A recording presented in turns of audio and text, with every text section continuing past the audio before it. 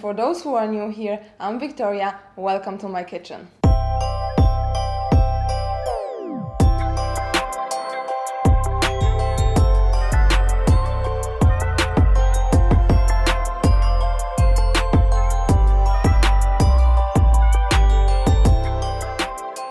So if you want to impress your family this Christmas, I got the perfect thing for you. It's called Pavlova. It has a crunchy outside, fluffy inside, it's beautiful, sweet, and it will blow your mind. If you will follow my few simple tips, I'm sure it will be perfect. So let's not waste any time and get straight into it. I'm Victoria, welcome to my kitchen.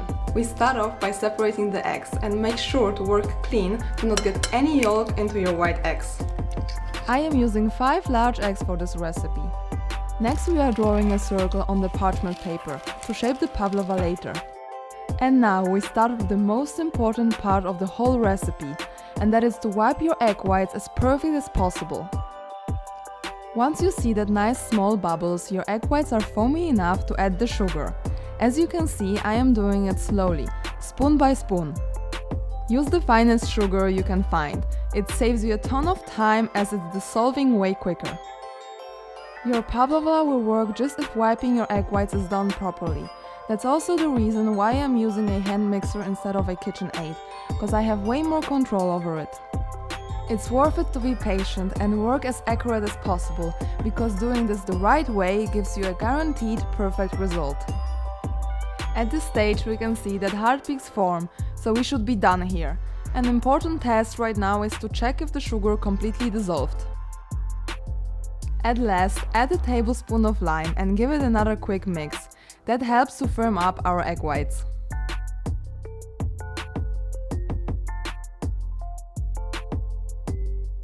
That's exactly the consistency you want to have right now. So we are getting rid of the mixer and switch to the spatula, which we need in the last step to combine our egg whites with the potato starch. We are using our meringue as a glue for our parchment paper. Keeps it in its place. Now, about forming our pavlova. A few things are important here. You want to work quick, even and clean. So get all your meringue into the middle of the circle and start shaping it. The pavlova doesn't need to have a perfect round cake shape, but you want to make sure it is somewhat aligned with your drawing.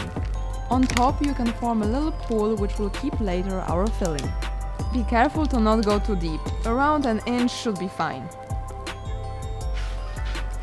So finishing up our pavlova, we want to keep its original shape. So take your spoon and just swoop up. This is completely optional, but also worth the effort, and it will look just beautiful coming out of your oven. Trust me. Alright, it is really important that your oven is preheated to 150 degrees Celsius. And as soon as your pavlova is in, turn the heat down to 100 degrees Celsius. Now the problem with that cake is that it's taking forever. It's baking 3 hours and then it takes another hour to dry out. So when you're switching off the oven, you can start to prepare your filling. The cool thing about pavlova is that it's so customizable. It's Christmas time, so my one will have some winter flavors.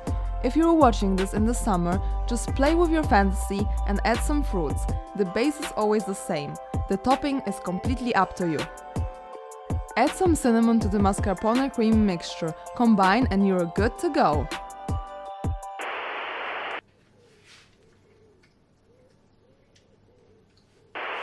After 3 hours baking time and 1 hour resting in the closed oven, the pavlova is done and ready to decorate. Fill up the bowl which we created earlier with the mascarpone mixture. I want to sprinkle the top with some extra cinnamon.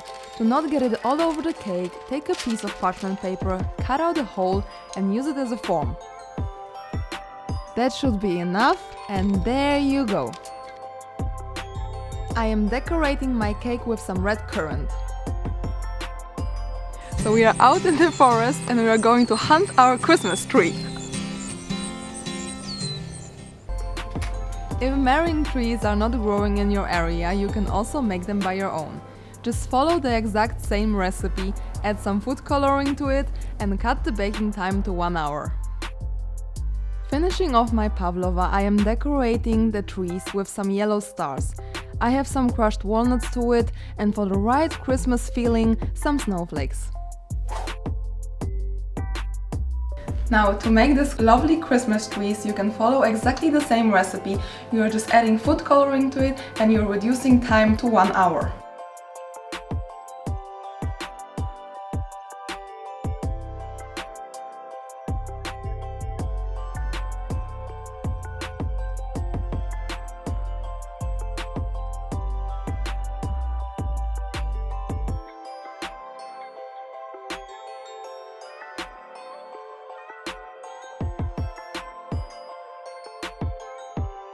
So that's it, my Christmas version of the classic pavlova. Give it a shot and try it out before Christmas. Let me know what you think about this recipe in the comments down below. Also make sure to subscribe, give me a like, and I hope we see us in the next one.